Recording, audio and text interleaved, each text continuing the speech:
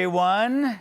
So it turns out there are only two sexual orientations, leftists and everyone else.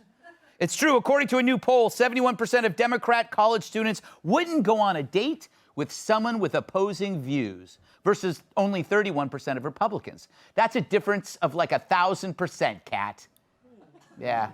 Although 40% of young Dems refuse to be friends with the other side, compared to just 5% of Republicans. So apparently the newly woke prefer to judge you as good or evil based on political affiliation, which can explain how a child rapist rioter attacking someone in Kenosha suddenly became a martyr.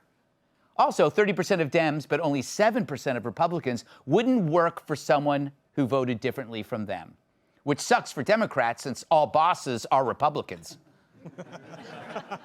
But on the bright side, Democrats, everyone at the unemployment office, they vote blue. Gender affects the divide in that fewer women would go on a date with someone who voted for an opposing candidate than men. Probably because men don't see politics when they see hotness. Meaning if a guy has sex with a woman who looks like a young Bridget Bardot and suddenly notices her Obama tattoo, I'm pretty sure that won't be a deal breaker. Fact is, if we saw politics before looks, politics wouldn't exist because neither would we. The study also shows fewer women would shop at a business owned by someone of the other party. Although I'm sure that changes when there's a shoe sale. Am I right, Kat? Heyo. Yeah, because chicks like shoes. They can't, they'll throw it, they'll just go buy shoes. You got me. They buy shoes. You got me. All right, shut up. So the partisan divide is real, but it's as one-sided as the French-made apron I wear at Stuart Varney's place. Axios, who did the polling, concludes such a divide makes future discord all the more likely. I mean, you got to wonder how far a liberal might take this. Good morning, Mr. Farrell. You are a very lucky man. We found a donor for your transplant. Whoa, wait a minute. Whose kidney is that? No, we don't know, but he did say the donation was part of being a good American. Oh, a conservative's kidney? I'd rather die. Without this kidney, you will die. Look, you don't understand. He had hate in his heart, and it's probably in his kidneys, too. I don't need bigoted organs.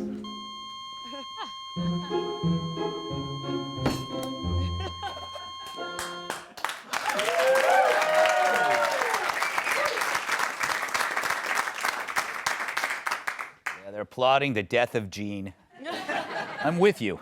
So this divide isn't the real story. It's really why these spoiled brats can no longer recognize that other perspectives have value.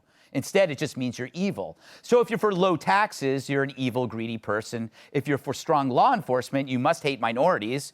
If you want school choice, you must be a domestic terrorist.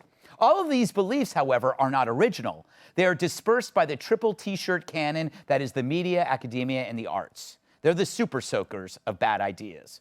And there's nothing unique or rebellious about them. And once again, we find that tolerance, as practiced by the left, is as real as Kat's hair. It's not tolerance if you tolerate only those who accept your beliefs. It's just like how anti-racist really means racist. So where does this new hate actually come from? It's not like it simply erupts in the brains exactly at the same age for everyone. It's not like puberty, where you suddenly get aroused by the legs of an ottoman. And by you, I mean me. Or like Kat, where she suddenly her voice is deeper than James Earl Jones. Yeah. Nope, hate is assigned to you like a social security number from somewhere else. Think about it. All those deranged political kids used to be okay. They were part of loving families. At some point, Buffy was a decent, fun-loving, open-minded kid who played well with others. And then one day, like a remake of Invasion of the Body Snatchers, that spirit of fun and cooperation got replaced by robotic rage. The kid comes home infused with anger, and their youthful good looks deliberately defaced like the side of a graffiti-covered train sitting on the tracks. The cheap piercings, the horribly dyed shaved hair, the ugliness is the work uniform for the unemployable. If you don't know what I mean, just Google Antifa mugshots or go to the Supercuts website. So the transformation is no product of some biochemical change. It's so conforming that it tells you it's a well-packaged ideological virus designed to pit human against human. The Shia and the Sunnis have nothing on us. That's wokeism, which relies only on one single variable, identity. This dark, spiteful movement is given a wide berth because normal people are terrified of him. It's like being berated by a homeless guy high on bath salts. It's better to appease than become a target of a mostly peaceful protest. But beneath these superficial changes lurks a dark fascism that's fed daily on campus by elites who decide the best way to get revenge against a country they despise is to poison impressionable minds and then release them into the wild. It's not that they won't want to work for you or don't want to date you. They want you destroyed. They want to cancel you, your business, your bank account, your right to free speech. It's what brought us Antifa and the riots. Being politically apart to them means the same thing it does to a serial killer who has you tied to a radiator in his basement. They can do anything to you, and they will. They're not robbing expensive handbags. They're punching Hitler by stealing expensive handbags. So maybe it's time for a national intervention. Back in the eras of cults, we called it deprogramming. And today, this is a cult. And like a cult, they take impressionable people and isolate them from any family or friends that hold a different view to take advantage of them.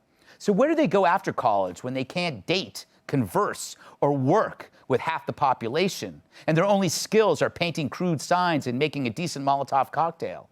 They become more and more reliant on the cult, or they get a job at CNN.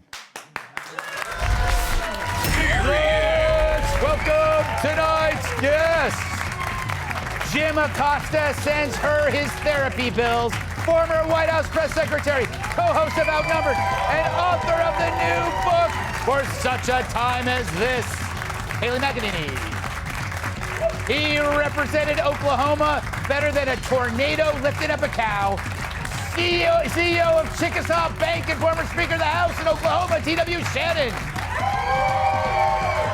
He's the top comic in Alaska, which explains why his career's on ice. Comedian, writer, and actor, Jamie Lissow. And you can find her in Manhattan's finest restaurants, stealing waiters' tips. Fox News contributor, Kat Tiff. Haley McEnany, before I get to the topic, congratulations on your new book. Though I do have a question for this. I can tell pink is your favorite color, right? Yes, this it is. is. A very pink there book. You go. This is like, it's like a baby shower in pages. For such a time as this, what does that mean? Hey, it's from the Bible. You said you thought it was from a song, I think, right? Yes. During break, but it's from the Bible. So right now, Esther. TW and Kaylee are Bible shaming me. We are. I'm being Bible shamed. I read the Bible, but I was like 7. Greg, this is the point where you tell your audience, look under your chairs. Look under your chairs, right? There you go. Yes. I'm afraid of what they'll find. We don't around here.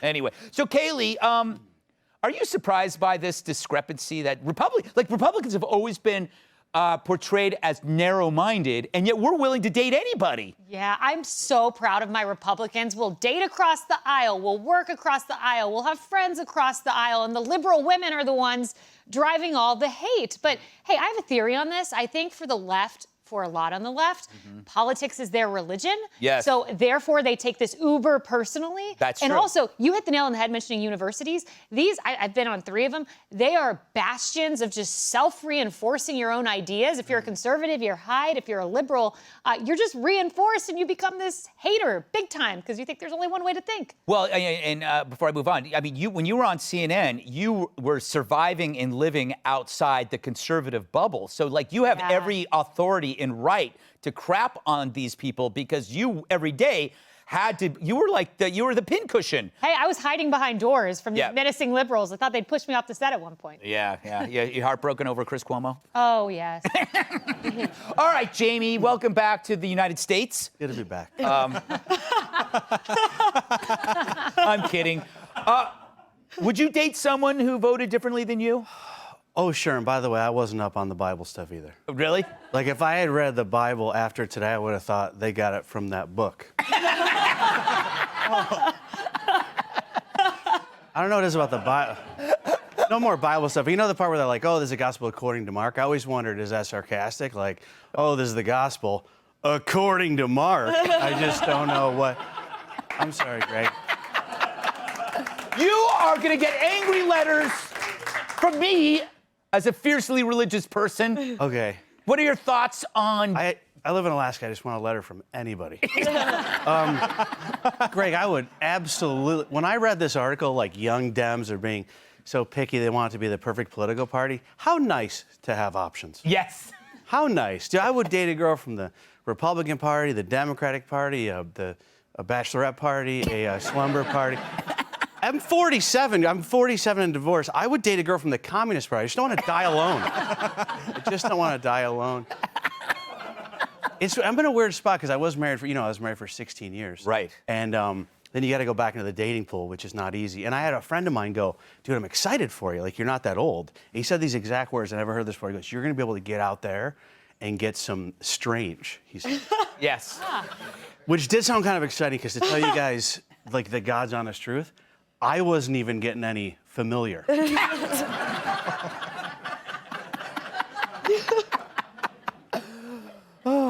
That was a nice little journey into the tortured brain of Jamie Lissow. TW, the bottom line is, I Cannot follow that. No, but I think No way.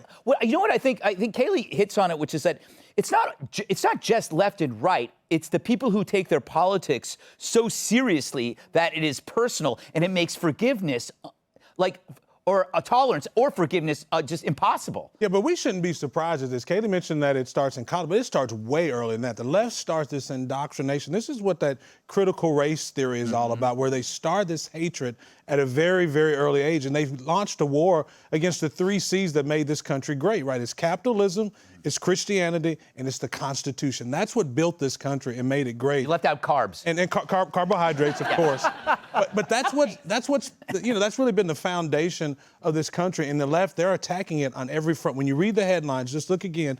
Every single time, it's those 3 pillars that they're going after. And this is just another great example of that. They hate what this country stands for, and they tell the kids very early that, and by the way, they're very tolerant of every other religion. They're very tolerant of every other economic system. They're very tolerant of every other governmental system except for those 3. When it comes to that, it's all out war. And we see it happening right now, and it's become part of the culture war. And now you've got big tech who's part of it. I mean, it is a scary time for young people. So I'm not surprised because the hate starts very early. The other C is Chick-fil-A. We have Chick-fil-A. to put that in. Yeah, that's true. That's what if you want to That's get the Lord's chicken. Yeah, that's the and Lord's also chicken. it's like even leftists. That's like they go, I'm not going to date anybody, but their stomach wants Chick-fil-A, so they'll just suspend all ideology to eat there.